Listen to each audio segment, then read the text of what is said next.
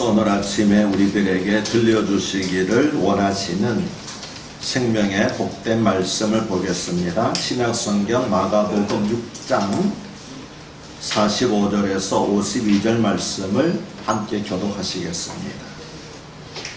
마가복음 6장 45절에서 52절 말씀입니다. 제가 먼저 45절을 읽겠습니다. 예수께서 즉시 제자들을 재촉하사 자기가 무리를 보내는 동안에 배 타고 앞서 건너편 벳사다로 가게 하시고 저물매 배는 바다 가운데 있고 예수께서는 홀로 무태 계시다가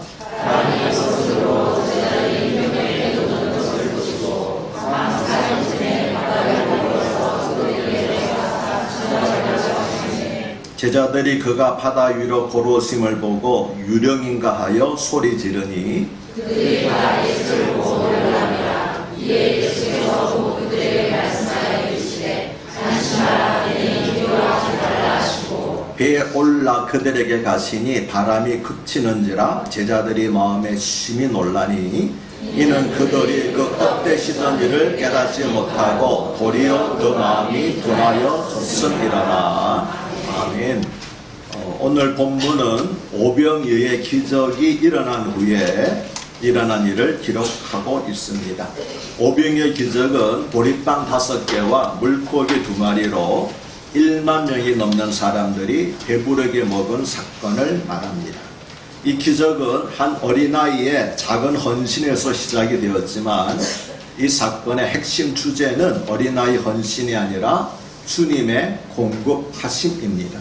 즉 이 기적을 통해서 예수님께서는 자신이 목자 잃은 양떼를 푸른 풀밭으로 인도하시는 선한 목자이시며 출애굽한 이스라엘 백성을 광야에서 만나와 메추리로 먹이신 바로 그 하나님이심을 나타내 보이셨습니다. 즉 마가는 계속하여 예수님은 누구이시며 어떤 메시아이신가를 다양한 각도에서 계속 소개하고 있는 것입니다. 오늘 설교 본문은 45절에서 예수께서 즉시 제자들을 재촉하사 자기가 무리를 보내는 동안에 배 타고 앞서 건너편 벳사다로 가게 하시고 라는 말씀으로 시작합니다. 예수님은 오병이어의 기적이 있은 후 무슨 급한 일이라도 있는 것처럼 즉시 제자들을 재촉하사 그곳을 떠나 배를 타고 건너편 벳사다로 가게 하셨습니다. 여기서 말하는 벳사다는 오병이어 기적이 있었던 게네사렛 지역의 벳사다가 아니라 가버나움 근처의 또 다른 벳사다입니다. 참고로 벳사다라고 하는 지명은 어부의 집이라는 뜻인데 갈릴리의 바다 주변에는 어부들이 많이 살고 있었기 때문에 벳사다라고 하는 이름을 가진 어촌들이 여러 있었던 것으로 알려지고 있습니다. 예수님은 제자들을 재촉하여 건너편 벳사다로 가게 하신 후에 무리들을 직접 해상시키셨습니다. 예수님께서 왜 이렇게 하셨는지 마가복음에는 언급이 없습니다. 하지만 평행 본문인 요한복음 6장 14절과 15절을 보면 그 사람들이 예수께서 행하신 이 표적을 보고 말하되 이는 참으로 세상에 오실 그 선지자라 하더라. 그러므로 예수께서 그들이 와서 자기를 억지로 붙들어 임금으로 삼으려는 줄 아시고 다시 혼자 산으로 떠나가시니라고 기록함으로써 오병이어의 기적 직후에 사람들이 예수님을 왕으로 삼으려고 했기 때문이라고 그 이유를 밝혔습니다. 그런데 그와 같은 움직임에 제자들까지도 동료되었기 때문에 예수님께서는 즉시 제자들을 재촉하사 그 자리를 떠나도록 하신 것이었습니다. 마태복음에 의하면은 예수님은 유대인의 왕으로 오신 분이었습니다. 그래서 동방 박사들도 유대인의 왕으로 나신 이가 어디냐라고 물었습니다. 그러나 예수님께서는 그들의 생활 문제를 해결해 주시려고 오신 왕이 아니라 마태복음 1장 21절의 말씀대로 자기 백성을 그들의 죄에서 구원하려고 오신 왕이셨습니다. 그래서 자신을 죄와 사망으로부터 구원하러 오신 메시아가 아니라 그저 먹고 사는 문제를 해결해 줄 정치적 성격의 메시아로 오해하고 왕으로 삼으려고 했던 군중들을 진정시키기 위해서 예수님께서는 친히 그들을 해산시키신 것이었습니다. 그러면 오병의 기적을 경험한 무리는 그렇다 하더라도 우리는 예수님을 어떤 분으로 믿고 따르고 있습니까? 죄와 사망으로부터 구원해 주시는 분이 있습니까? 아니면 오병의 기적을 통해서 배불렀던 그 무리들이 했던 것처럼 의식주, 즉 생활의 문제를 해결해 주시는 분으로 알고 따르고 있습니까? 제자들을 재촉하여 건너편으로 보내시고 또 무리들을 강제로 해산시키신 후에 예수님은 혼자 산으로 기도하러 가셨습니다. 예수님은 왜 산으로 기도하러 가셨을까요? 그리고 무슨 기도를 하셨을까요? 백성들이 당신을 왕으로 삼으려고 한 일로 인해서 예수님의 마음이 잠시 흔들리셨을까요? 우리는 정확한 것을 알지 못합니다. 하지만 오병의 기적에 대한 소문이 급속히 사방에 퍼졌을 것이고 그 소문을 들은 갈릴리 지방의 분봉왕인 질투 많은 헤롯 안디바가 예수님을 잡아가두려고 혈안이 될 것은 충분히 짐작할 수 있습니다. 그렇다면 이제 예수님과 제자들은 정치적, 종교적인 적대자들로부터 더욱 박해를 받게 될 것입니다. 그리고 예수님께서 못 박히실 십자가가 눈앞에 성큼 다가오게 되는 것입니다. 그래서 이것을 예상하신 예수님께서는 하나님 아버지와의 깊은 교제를 통해서 사역의 방향을 다시금 확정하시고 겸손히 아버지께서 주시는 지혜와 능력을 구하시기 위해서 산으로 올라가 혼자 기도하신 것이었습니다. 성경을 보면 이처럼 예수님께서는 큰 일을 앞두고 간절히 기도하신 예가 종종 있습니다. 잡히시기 전날 밤에 땀방울이 핏방울이 되도록 통곡하시면서 기도하신 겟세마네스의 동산의 기도가 대표적인 경우라고 하겠습니다. 이처럼 어렵고 중요한 일, 특히 위험하고 고통스러운 일을 앞두고 간절히 기도하신 예수님의 모습은 그분이 지니신 능력과 권위와 지혜가 과연 어디에서부터 온 것인가를 우리에게 알려주고 있습니다.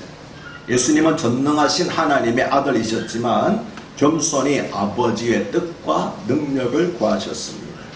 혼잡한 곳을 피하여 오직 하나님 한 분만을 바라볼 수 있는 곳, 그 산에 올라 아버지 하나님과 깊은 영적 거절을 하신 예수님에게는 앞으로 닥치게 될 어떤 난간도 두려울 것이 문제될 것이 없었습니다.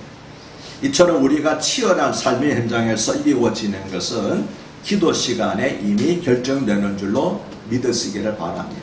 기도를 통해서 마음의 확증이 생기면 삶의 치열한 현장에서도 반드시 이기게 되는 것이고 기도 가운데서 확신이 없게 되게 되면 삶의 현장에서도 우왕좌왕하다가 실패하고 마는 것입니다. 그러면 우리는 어렵고 힘든 일을 당할 때 어떻게 하고 있습니까?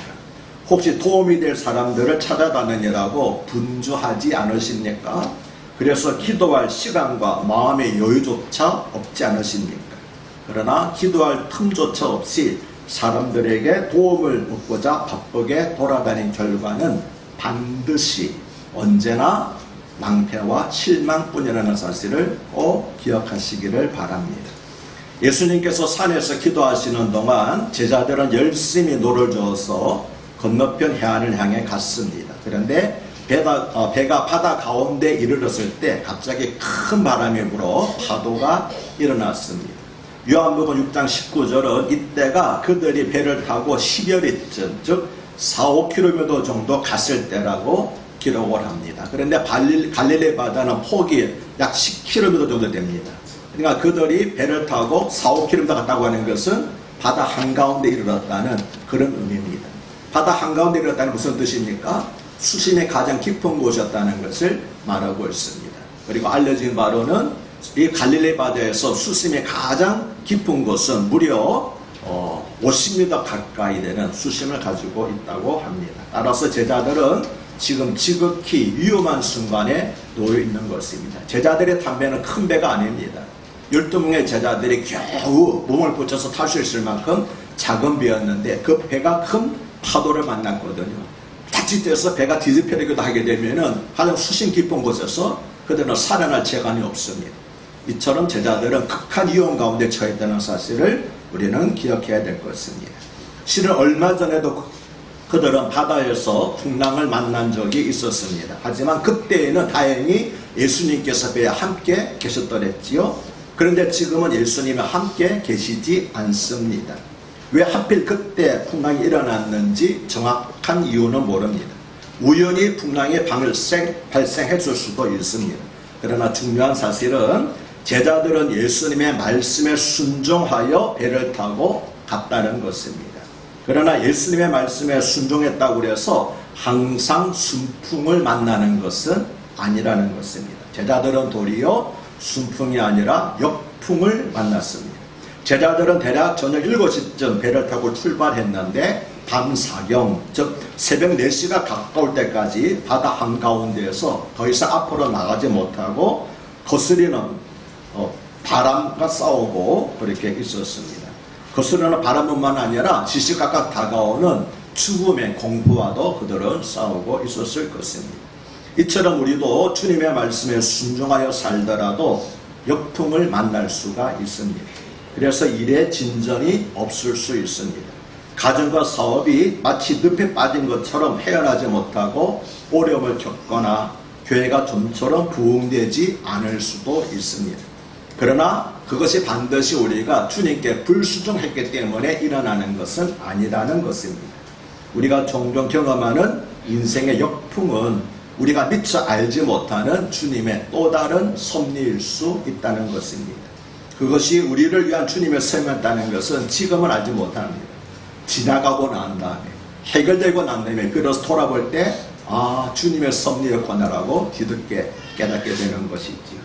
그런데 47절과 48절은 저물매 배는 바다 가운데 있고 예수께서는 홀로 물에 묻혀 계시다가 바람이 거스름으로 제자들이 힘겹게 노젓는 것을 보시고 라고 말씀합니다.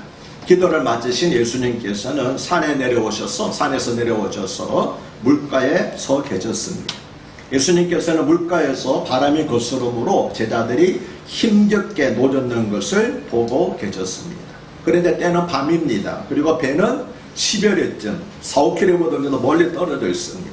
그런데 어떻게 예수님께서 제자들이 힘겹게 노젓는 것을 아셨을까요? 그것은 그때가 마침 6월절이 가까운 무렵이었기 때문입니다. 6월절은 보통 보름달이 뜰 때쯤에 있습니다. 그래서 당시 하늘에서는 환한 보름달이 마치 밝은 조명처럼 바다 위의 배를 비추고 있었던 것입니다. 할렐루야. 이처럼 주님께서는 우리가 처한 형편과 처지를 환히 보고 계십니다. 그리고 제자들이 힘겹게 노젓는 것을 아신 것처럼 우리의 수고도 알고 계십니다. 그런데 예수님께서는 제자들이 힘겹게 노젓는 것을 보고만 계시지 않았습니다. 예수님은 무리를 걸어 그들에게로 가셨습니다. 예수님은 무려 10여리를 무리로 걸어서 제자들에게 가셨습니다. 그것도 앞에서 말씀드린 것처럼 수심이 가장 깊은 곳으로 가셨습니다. 아무도 감히 도와주러 올 생각을 하지 못하는 곳이었습니다. 도와주러 갔다가 자신이 도리어 위험에 처할 수도 있었기 때문입니다. 그런데 오늘 설교의 제목을 아십니까? 무리를 걸으신 주님입니까? 아닙니다. 무리를 걸어오신 주님이 오늘 설교의 제목입니다. 오늘 설교의 주제는 예수님께서 물 위를 걸으신 것이 아니라 무리를 걸어서 제자들에게 가셨다는 것이 오늘 설교의 주제입니다. 풍랑을 꾸짖어 잠잠하게 하셨던 예수님께서 무리를 걸으신 것은 어쩌면 놀라운 일이 아닐 수도 있습니다. 놀라운 일은 그 예수님께서 무리를 걸어서 제자들에게 가신 것입니다. 수심이 가장 깊은 곳, 그래서 아무도 도와줄 생각을 하지 못하는 가장 위험한 곳, 그곳으로 예수님께서 물리를 걸어서, 아니 마치 무리를 달리듯이 빠른 걸음으로 제자들에게 가신 것입니다. 여러분 10리 정도 되는 거, 4km 정도를 천천히 걸어가게 되면 시간이 얼마나 많이 걸렸겠습니까? 예수님께서 보시고 즉시 그곳에 가셨거든요. 예수님께서 굉장히 빠른 걸음으로 무리를 달려가신 것을 알 수 있습니다. 출애굽기 3장 7절과 8절은 제가 크게 은혜 받은 성경 구절인데 이렇게 말씀합니다. 여호와께서 이르시되 내가 애굽에 있는 내 백성의 고통을 분명히 보고 그들이 그들의 감독자로 말미암아 부르짖음을 듣고 그 근심을 알고 내가 내려가서 그들을 애굽인의 손에서 건져내고 그들을 그 땅에서 인도하여 아름답고 광대한 땅, 젖과 꿀이 흐르는 땅, 곧 가나안 족속, 헷 족속, 아모리 족속, 그리스 족속, 히위 족속, 여부수 족속의 지방에 데려가러 하노라. 아멘. 이 말씀은 하나님께서 하시는 일을 보고 듣고 알고 내려가서 건져내고 인도하여 데려가려 하노라는 모두 7개의 동사로 표현하고 있습니다. 하나님은 우리의 고통을 보시는 분이 있습니다. 하나님은 우리의 부르짖음을 들으시는 분이 있습니다. 하나님은 우리의 근심을 아시는 분이 있습니다. 아멘이십니까? 그러나 그것이 전부가 아닙니다. 하나님은 하늘에서 보고만 계시거나 듣고만 계시거나 안타까워하고 계시지 않았습니다. 예수님께서 산에서 내려오셨듯이 하나님은 땅으로 내려오셨습니다. 그리고 자기 백성이 고통받고 있는 애굽 땅으로 가셨습니다. 그리고 그리고 그들을 애굽인의 손에서 건져내셨습니다. 그뿐만이 아닙니다.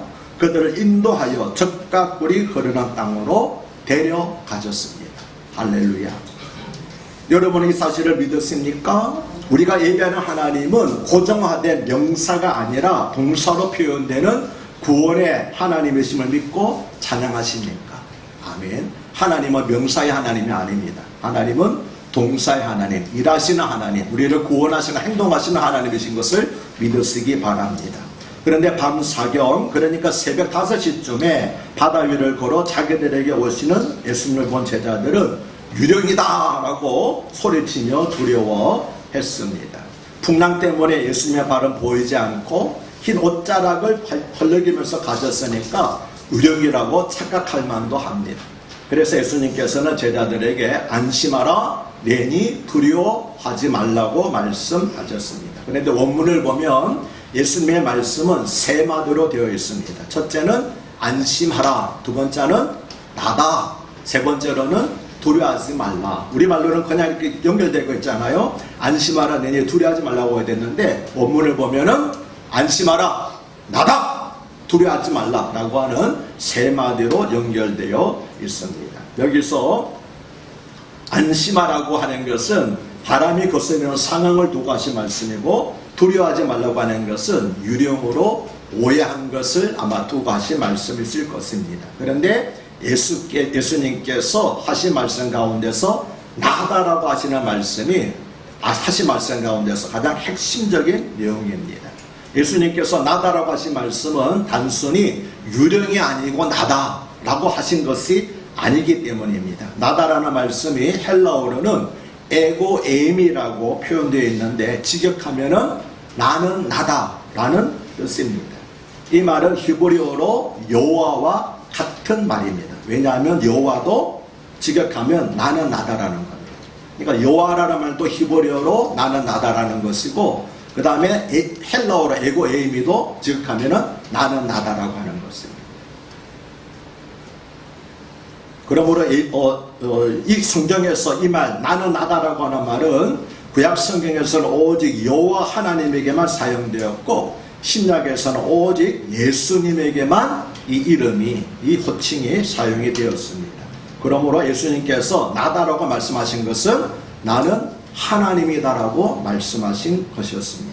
따라서 예수님께서 안심하라, 내니 두려워하지 말라고 말씀하신 것은 안심하라, 나는 너희와 함께하는 하나님이니 아무것도 두려워하지 말라고 말씀하신 것이었습니다. 아멘이십니까? 할렐루야. 51절은 배에 올라 그들에게 가시니 바람이 그치는지라고 말씀을 합니다. 자연의 법칙을 초월하시는 예수님의 권능은 무리를 거르시는 것만이 아니라 바람이 그치는 것으로도 나타났습니다. 그리고 예수님께서 배에 오르시자 바람이 그친 것은 예수님께서 배에 오르시면서 바람이 그치도록 무언의 명령을 하셨기 때문입니다. 그렇습니다. 예수님께서 명령하시면 어떠한 인생의 풍파도 그치게 될 줄로 믿습니다. 주님, 우리에게도 오셔서 바람이, 우리 인생의 풍랑이 그치게 하여 주시옵소서. 그런데 51절과 하반절, 51절 하반절과 52절은 제자들이 마음에 심히 논란이 이는 그들이 그 떡대시던 일을 깨닫지 못하고 도리어 그 마음이 둔하여졌음이라고 말씀을 합니다. 이것은 제자들이 오병이어의 기적을 경험하고서도 예수님이 하나님의 아들이시라는 확고한 믿음에 이르지 못하였음을 의미합니다. 만일 그들이 오병이어 기적의 참된 의미, 곧 예수님은 우리에게 생명 양식을 주시는 전능하신 하나님이라는 사실을 알았더라면 그들은 예수님이 무리를 고르시고 바람을 그치게 하신 것을 보고도 그렇게나 놀라지는 않았을 것이기 때문입니다. 그런데 마가는 제자들의 놀란 이유에 대해서 도리어 그 마음이 둔하여졌음이라는 말을 덧붙였습니다. 그것은 비록 오병이어의 기적을 경험하였지만 눈앞에 두려운 현실 앞에서는 그 놀라운 경험이 아무 소용이 없었다라고 하는 것입니다. 몇 달 전의 경험도 아니고 바로 몇 시간 전의 경험인데도 불구하고 눈앞의 현실 앞에서는 그 모든 것들이 아무런 도움이 되지 못했다고 하는 것입니다. 그런데 이것은 바로 우리들의 문제이요 우리들의 믿음의 현주소이기도 한 것입니다. 우리도 눈앞에 두려운 현실 앞에서는 마음이 둔하여져서 즉 영적인 깨달음과 확신이 없어져서 믿음이 롤러코스터를 타고 있기 때문입니다. 문제가 없을 때는 그저 하늘 끝까지 오른 것처럼 믿음을 가졌다가도 문제가 생기게 되면 언제 그러냐는 듯이 곤두박질 치는 것이 우리 믿음 아닙니까? 이제 마지막으로 예수님께서 제자들을 앞서 보내신 이유를 생각해 봅니다. 그것은 예수님께서 세상을 떠나 하늘로 올라가신 후를 염두에 두고 제자들의 홀로 서기 훈련을 미리 시키신 것이었습니다. 그런 점에서 예수님의 산에 올라가신 것은 물론 기도하러 올라가셨지만 예수님의 승천에 대한 모형이기도 했습니다. 예수님은 산에 올라가셔서 제자들을 내려다보고 계셨습니다. 승천하신 주님께서도 지금 하늘에서 우리를 내려다보고 계십니다. 예수님은 제자들의 공경을 보시고 산에서 내려오셨습니다. 승천하신 주님께서는 하늘에서 우리의 공경을 보시고 역시 내려오십니다. 물론 이것은 세상 마지막 때에 있을 재림과는 다른 영적인 의미라는 사실을 아시고 오해하지 마시기를 바랍니다. 예수님께서 육체를 입고 내려오시는 것이 아니라 영적으로 임재하신다는 그런 의미이기 때문입니다. 그리고 주님은 우리를 도와주시기 위해서 우리가 처해 있는 위험한 삶의 현장으로 기꺼이 찾아오십니다. 그것이 거친 풍랑에 있는 바다든지 혹은 수심이 가장 깊은 바다 한가운데든지 혹은 다니엘의 세 친구가 들어간 불속이라도 상관이 없습니다. 그리고 주님께서 우리가 탐배에 오르시면 무섭게 불던 바람이 그칩니다. 주님께서 우리가 던져진 불속으로 들었으면 불꽃이 우리를 상하게 하지 못합니다. 아멘이십니까? 마가는 로마에서 박해받고 있던 기독교인들을 위해서 마가복음을 기록했습니다. 제자들의 탐배가 거친 풍랑을 만나 위기에 처했듯이 로마에 있는 교회들도 박해를 받아 큰 위기에 처해 있었습니다. 그래서 풍랑을 만난 제자들의 탐배는 당시 로마에 있는 기독교 교회들과 기독교 역사를 통틀어서 박해를 받고 있는 모든 교회를 상징하는 것입니다. 주님은 승천하셔서 하나님의 보좌 우편에 계시지만 교회가 위기에 처하면 언제라도 하늘에서 내려오셔서 그것이 어디든지 달려가시는 줄로 믿습니다. 그래서 교회와 성도들을 위험에서 건져주십니다. 이것이 바로 마가가 오늘 이 성경, 이 본문을 기록한 목적인 줄로 믿습니다. 마태복음 28장 20절에서 예수님은 승천하시기 전에 제자들을 세상 여러 나라로 파송하시면서 볼지어다 내가 세상 끝날까지 너희와 항상 함께 있으리라고 약속을 하셨습니다. 이 말씀은 주님께서 승천하신 것은 우리와 영영 이별하시는 것이 아니라 도리어 우리와 영원히 함께 계시기 위함이었다는 사실을 우리에게 보여주고 있습니다. 예수님께서 육체에 계실 때는 예수님께서 그곳에 밖에 못 계셨습니다. 예루살렘에 가시면 예수님께서 예루살렘에 계시지 다른 곳에는 계시지는 못했습니다. 그러나 승천하신 이후에는 예수님께서는 육체 한계 속에 계시지 않습니다. 성도들이 어디를 가든 어떤 위험상에 처해든 예수님께서는 함께 계시는 줄로 믿습니다. 그래서 예수님께서 승천하신 것이 우리에게 유익이 되는 것입니다. 아멘이십니까? 제자들을 세계 각국으로 포송하시면서 볼지어다 세상 끝날까지 내가 너희와 항상 함께 있으리라고 약속을 하신 것입니다. 오늘도 거친 풍랑위를 걸어서 우리를 찾아오시는 주님을 찬양합니다. 사랑하는 여러분, 여러분은 지금 풍랑 만남 배에 있습니까? 아니면은 다니엘이 스친 것처럼 불같은 시험을 당하고 있습니까? 우리 주님께서 모르시는 것 같습니까? 우리 주님께서 안 보시는 것 같습니까? 주님께서 떠나고 계신 것 같습니까? 결코 그렇지 않습니다. 주님께서는 하늘에서 우리 모두를 지켜보고 계시는 줄로 믿습니다. 아십니다. 고통을 아십니다. 안타까워 하십니다. 그걸로 끝나는 거 아닙니다. 주님은 친히 내려오십니다. 거친 풍랑이를 걷어가 달려가듯이 우리에게로 달려갔습니다. 그래서 우리를 기가 막힐 수렁에서 건져내 주신 줄로 믿습니다. 사랑하는 여러분, 어디를 가든지 항상 주님 말씀 기억하시길 바랍니다. 보라, 세상 끝날까지 내가 너희와 항상 함께 있을지니라. 아멘. 기도합니다. 할렐루야. 하나님 아버지, 오늘 말씀을 통하여서 큰 은혜를 주시니 감사합니다. 우리도 큰 풍랑을 만나면 때때로 주님께서 행하신 모든 일들을 다 잊어버리고 그냥 그 상황에만 처해서 절망할 때가 많이 있습니다. 아버지여, 떡대던 일을 풍랑을 만나는 바람에 다 잊어버리고 마음이 둔해졌던 제자들처럼 되지 말게 해주시고, 우리 주님께서 우리가 어떤 위험에 처했든 달려오셔서 구원해 주시는 그런 주님을 바라보게 하여 주시옵소서. 볼지어다 세상 끝날까지, 내가 끝날까지 너희와 항상 어디 있든지 함께 있사로 가신 주님 말씀, 그리고 오늘도 거친 풍랑이를 걸어서 우리를 찾아오신 주님을 바라보며 찬양하며 사는 저희들이 되게 하여 주시옵소서. 감사드리며 우리 주 예수의 이름 받들어 축복하며 기도하옵나이다. 아멘. 감사합니다. 우리 다 함께 내게 있는 향유옥합 찬양하시면서 준비하신 예물 드립니다.